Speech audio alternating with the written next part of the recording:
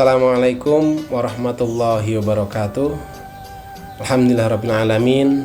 Wassalatu wassalamu ala asyrafil anbiya'i wal mursalin wa ala alihi wa sahbihi ajma'in. Amma ba'du. Terima kasih pada Pak dosen pembimbing yang telah memberikan waktu dan kesempatan kami untuk belajar. Semoga apa yang diberikan mendapatkan berkah bagi kita semuanya. Pada pembahasan kali ini kita membahas tentang tafsir Al-Quran tematik. Tafsir Al-Quran tematik adalah metode penafsiran Al-Quran dengan cara menghimpun ayat-ayat yang berkaitan dengan satu tema tertentu, kemudian dianalisis secara komprehensif untuk memperoleh gambaran untuk utuh pandangan Al-Quran tentang tema tersebut. Metode ini berkembang sebagai respon atas kebutuhan umat terhadap penjelasan Al-Quran yang relevan dengan persoalan aktual dan spesifik. Kemudian, latar belakang munculnya tafsir tematik ini adalah perkembangan tafsir tematik dipengaruhi oleh dua faktor. Yang pertama adalah perkembangan ilmu pengetahuan, termasuk di dalamnya pendekatan historis, sosiologis, dan hermeneutik dalam studi Al-Quran.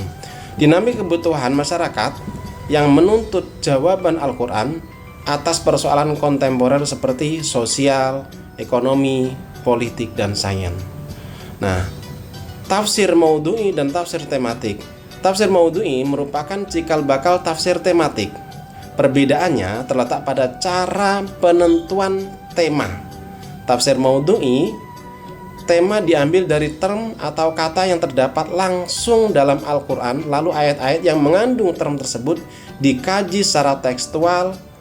Yang kedua adalah tafsir tematik, adalah tema diambil dari realitas sosial atau persoalan aktual, kemudian dicari ayat-ayat Al-Quran yang relevan baik secara teks maupun konteks. Keduanya merupakan metode yang sejajar, bukan saling meniadakan. Kemudian langkah-langkah tafsir Al-Quran tematik secara umum, pertama adalah menentukan tema berdasarkan kebutuhan realitas, menghimpun ayat-ayat Al-Quran yang relevan dengan tema, mengkaji ayat-ayat tersebut secara integral dan kontekstual, mengaitkan hasil penafsiran, kondisi sosial, budaya, dan historis, kemudian menyimpulkan pandangan Al-Quran secara komprehensif dan aplikatif. Nah, tafsir Al-Quran tematik menurut Kementerian Agama Republik Indonesia bahwa tafsir tematik Kementerian Agama ini merupakan karya tafsir tematik resmi yang berfokus pada isu-isu sosial kemasyarakatan seperti ketenaga kerjaan, keadilan sosial, dan kehidupan berbangsa. Karya ini menjadi tonggak pentingnya karena mengangkat tema dari realitas sosial, menyajikan langkah-langkah metodologis tafsir tematik, menjadi rujukan akademik dalam studi Al-Quran di Indonesia. Baik, mari kita lanjutkan dengan membahas tentang kritik hadis. Yang kita bahas adalah konsep, metode, dan perkembangannya. Kritik hadis adalah upaya ilmiah untuk meneliti dan menilai kualitas hadis guna memastikan keabsahan dan akurasi periwayatannya. Kritik hadis tidak dimaksudkan untuk meragukan kedudukan hadis sebagai sumber ajaran Islam, melainkan untuk membedakan antara hadis yang sahih, lemah, ataupun yang palsu. Nah, dalam tradisi keilmuan Islam, kritik hadis mencakup dua aspek utama. Yang pertama adalah kritik sanadnya, yang kedua adalah kritik matannya. Kemudian apa landasan dan urgensi kritik hadis? Kritik hadis menjadi keniscayaan karena proses transmisi hadis berlangsung dalam rentang waktu yang panjang dan melibatkan banyak perawi yang secara manusiawi tidak lepas dari kemungkinan kekeliruan. Faktor lain yang memperkuat urgensi kritik hadis adalah munculnya pemalsuan hadis, periwayatan secara makna, secara berkembangnya isu-isu kontemporer seperti sains, HAM, gender, dan kebebasan berpikir yang menuntut pemahaman hadis secara lebih kritis dan kontekstual. Kritik sanad hadis. Kritik ini berfokus pada penelitian rantai periwayatan hadis meliputi kesinambungan sanad, keadilan dan integritas perawi, ketelitian perawi, dan ketiadaan kejanggalan dan cacat tersembunyi.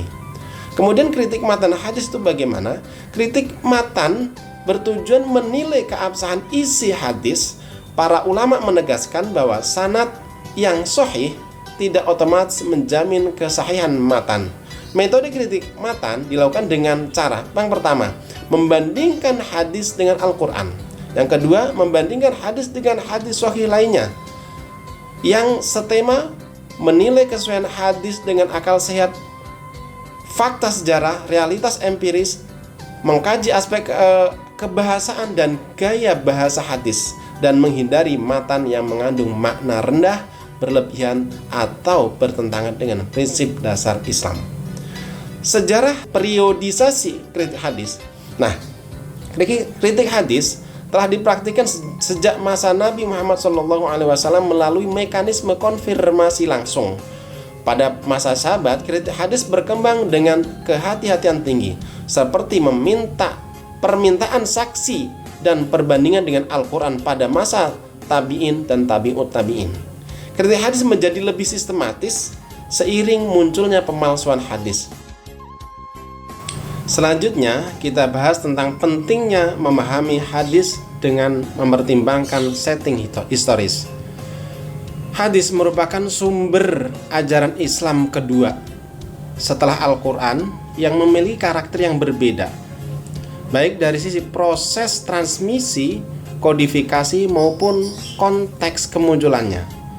Banyak hadis Nabi lahir dalam situasi sosial, budaya, dan politik tertentu.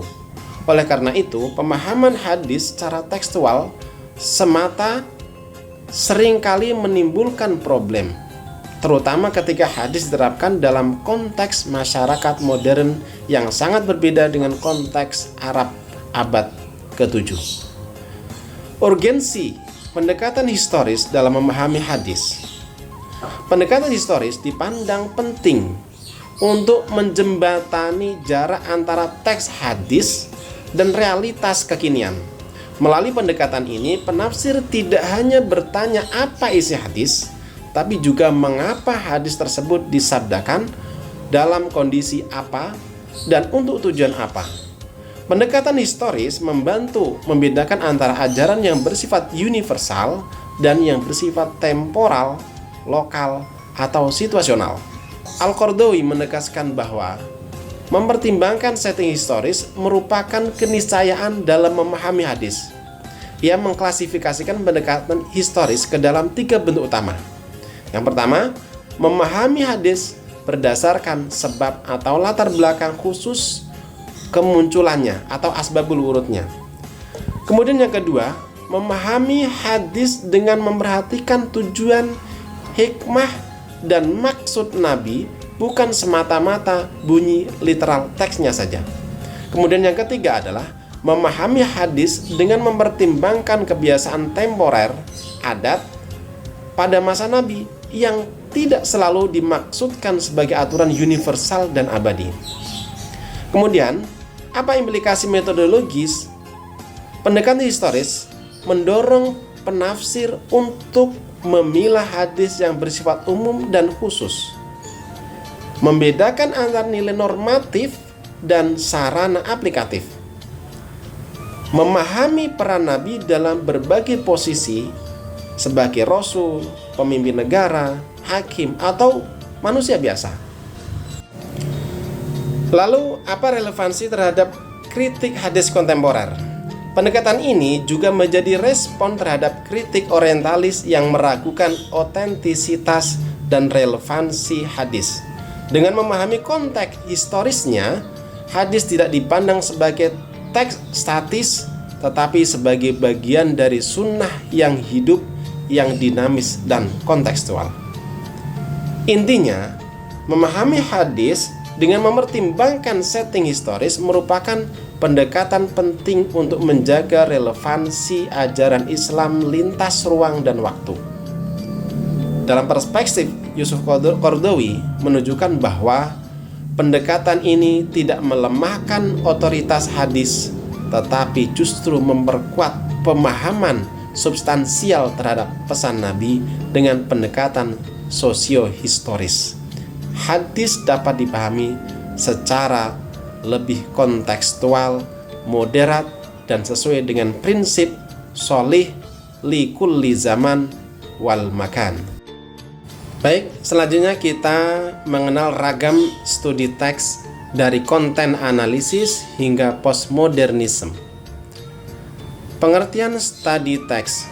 Study text merupakan pendekatan penelitian kualitatif yang berfokus pada analisis teks secara mendalam, baik dari sisi isi, makna, struktur, maupun wacana.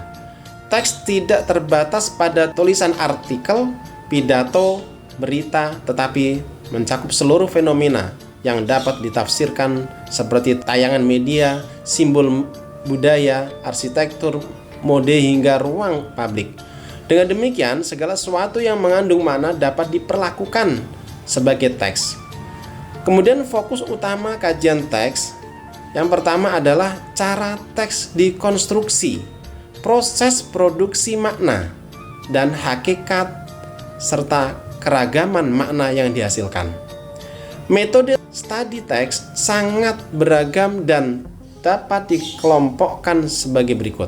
Yang pertama, analisis isi atau content analysis.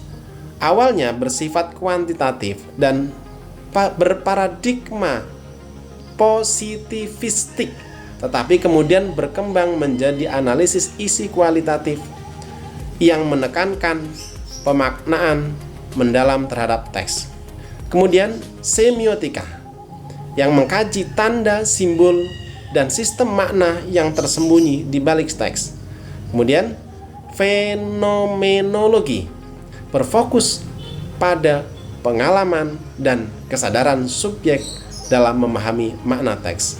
Kemudian yang terakhir adalah hermeneutika, bersifat filosofis dan menekankan proses penafsiran, baik melalui pendekatan intensionalisme maupun hermeneutika Gadamerian. Selain itu, terdapat metode analisis struktur dan wacana, antara lain analisis gaya teks, analisis naratif, analisis wacana, analisis struktur dan post-struktural, analisis teks postmodernisme, dan analisis wacana kritis yang menyoroti relasi kekuasaan, ideologi, dan dominasi dalam teks. Bagaimana karakteristik makna teks? Teks bersifat polisemik, artinya memiliki banyak makna dan terbuka terhadap berbagai tafsir. Study text tidak bertujuan menemukan satu makna yang benar, melainkan memahami bagaimana suatu interpretasi dibangun. Makna teks dipengaruhi oleh kode bahasa, konvensi sosial, genre, konteks sosial, budaya, historis, dan ideologis. Oleh karena itu, penafsiran tidak bersifat bebas sepenuhnya, tetapi dibatasi oleh struktur dan konteks teks. Kemudian, intertekstualitas dan konteks. Sebagian pengkaji teks menekankan pentingnya hubungan antara teks dan konteks di luar teks. Pertanyaannya yang diajukan meliputi siapa penulis teks, apa intensinya, siapa pembaca sasaran, serta bagaimana teks berhubungan dengan teks lain. Pendekatan ini dikenal sebagai pembacaan intertekstual yang memandang teks tidak pernah hadir secara tunggal dan terisolasi. Validitas dan bias dalam study text. Study text memiliki kelebihan berupa kealamiahan data karena teks telah ada sebelum diteliti. Oleh sebab itu, refleksi kritis dan penggunaan pendekatan multi perspektif sangat dianjurkan. Perkembangan mutakhir study text. Nah, perkembangan terbaru menunjukkan kecenderungan pengguna pendekatan gabungan seperti analisis isi dengan semiotika, analisis wacana dengan hermeneutika, analisis isi kuantitatif yang diperdalam secara kualitatif. Munculnya kualitatif konten analisis menandai pergeseran penting dalam studi teks menuju pendekatan campuran yang lebih reflektif dan kontekstual. Nah, pada akhirnya, studi teks merupakan metodologi yang dinamis dan terus berkembang seiring perubahan sosial dan kultural.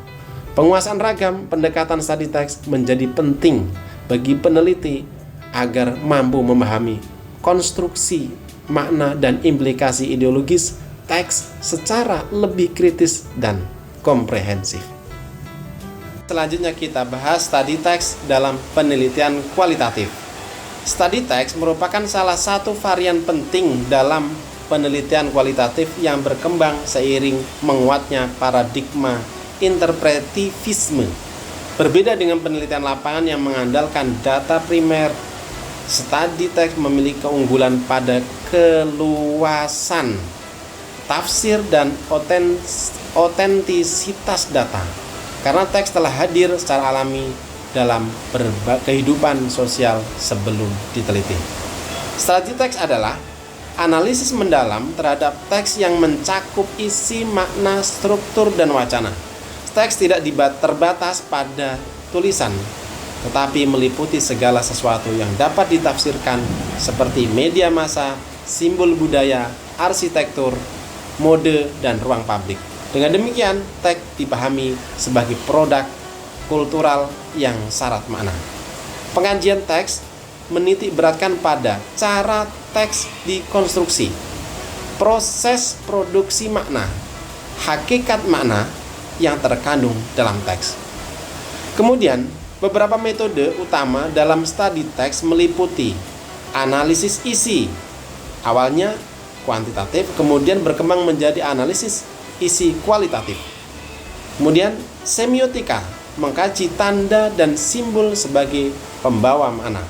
Kemudian fenomenologi, yang menelaah pengalaman dan kesadaran subjek terhadap teks. Kemudian yang terakhir adalah hermeneutika, menekankan penafsiran makna baik melalui pendekatan intensionalisme maupun Gadamerya. Makna teks dan penafsiran. Nah, teks bersifat polisemik sehingga mengandung banyak makna dan terbuka terhadap berbagai tafsir. Studi teks tidak bertujuan menemukan makna yang paling benar, melainkan memahami jenis dan cara interpretasi yang digunakan. Nah, makna teks tidak berdiri sendiri, melainkan selalu berhubungan dengan teks lain. Oleh karena itu, kajian teks juga mempertimbangkan konteks penulis, pembaca, tujuan teks, serta relasinya dengan teks-teks sejenis yang lain. Selanjutnya kita bahas kawasan penelitian pendidikan Islam. Penelitian pendidikan Islam merupakan aktivitas ilmiah yang berlandaskan pada nilai-nilai wahyu, Al-Quran dan hadis, serta realisasinya dalam kehidupan sosial, historis, dan kultural umat Islam. Pendidikan Islam tidak hanya bersifat normatif doktrinal, tetapi juga kontekstual dan aplikatif, sehingga penelitian di bidang ini menuntut pemahaman komprehensif antara teks keagamaan dan realitas empirik masyarakat. Nah, penelitian ini bertujuan memetakan kawasan penelitian pendidikan Islam agar peneliti memiliki panduan sistematis dalam menentukan topik riset yang relevan dan kontekstual.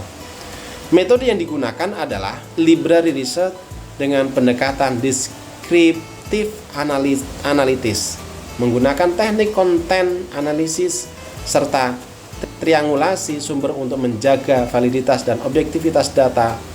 Kawasan utama penelitian pendidikan Islam adalah yang pertama, penelitian Al-Quran dan hadis tentang pendidikan Islam. Kawasan ini berfokus pada penggalian dimensi pendidikan dalam ayat-ayat Al-Quran dan matan hadis melalui pendekatan hermeneutik dan pedagogik. Metode penelitian Al-Quran meliputi tahlili, ijmali, muqarin, maudhu'i. Penelitian hadis dilakukan melalui kritik sanad dan matan, serta analisis relevansinya dengan praktik pendidikan Islam kontemporer. Yang kedua, penelitian filsafat pendidikan Islam. Penelitian filsafat pendidikan Islam mengkaji hakikat, tujuan, dan prinsip dasar pendidikan Islam yang bersumber dari wahyu. Pendekatan filosofis bersifat radikal, integral, dan sistematis, namun tetap dibatasi oleh kebenaran ilahiyah. Model penelitian meliputi studi tokoh, studi naskah atau karya, dan studi teks filosofis pendidikan. Penelitian yang ketiga adalah penelitian sejarah pendidikan Islam. Sejarah pendidikan Islam menelaah perkembangan pendidikan umat Islam secara kronologis dan analitis. Penelitian ini tidak hanya bersifat naratif, tetapi juga menelusuri sebab, konteks, dan dampak suatu peristiwa pendidikan. Metode penelitian sejarah meliputi pemilihan topik, pengumpulan sumber baik tertulis, artefak, maupun lisan, verifikasi sumber, interpretasi data, dan periodisasi sejarah berdasarkan kekuasaan, waktu, atau dinamika kualitatif. Penelitian yang keempat adalah penelitian manajemen pendidikan Islam. Kawasan ini mengkaji pengelolaan sumber daya pendidikan Islam secara efektif dan efisien untuk mencapai tujuan pendidikan Islam. Manajemen pendidikan Islam mencakup perencanaan, pengorganisasian, pengarahan, dan pengawasan dengan nilai-nilai Islami. Objek penelitian dapat mencakup pesantren, madrasah, RA, perguruan tinggi Islam, pendidikan keluarga, hingga pendidikan non-formal dan informal. Yang kelima adalah penelitian kurikulum dan aktivitas pembelajaran pendidikan Islam. Penelitian ini merupakan fokus pada perumusan tujuan pendidikan Islam, pengembangan materi, metode, dan evaluasi pembelajaran. Kurikulum harus berorientasi pada pembentukan manusia muslim yang kafah, jasmani, akal, maupun imannya.